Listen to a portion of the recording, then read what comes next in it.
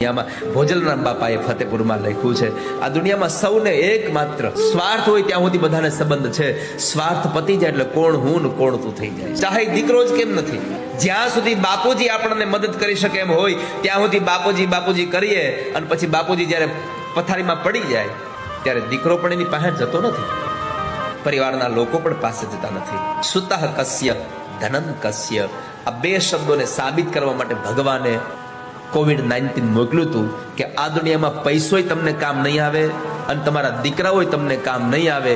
આ સંસારમાં એક ભગવાનનું નામ કામ આવશે તમને. પરમાત્માએ એટલે કોવિડ મોકલ્યો હતો આપણને અનુભૂતિ કરવા માટે. મને તેમ થાય આ શ્લોકને પ્રતિપાદિત કરવા માટે ભગવાને કદાચ આ કોરોના મોકલ્યો હશે, અને બધાને સમજાઈ ગયું, પૈસા પડ્યા રહ્યા, સંબંધે પડ્યો રહ્યો, પદ પ્રતિષ્ઠા બધું પડ્યું રહ્યું, કેવલ ભગવાનનું નામ યાદ રહ્યું, બાકી બધું ભૂલાઈ ગયું.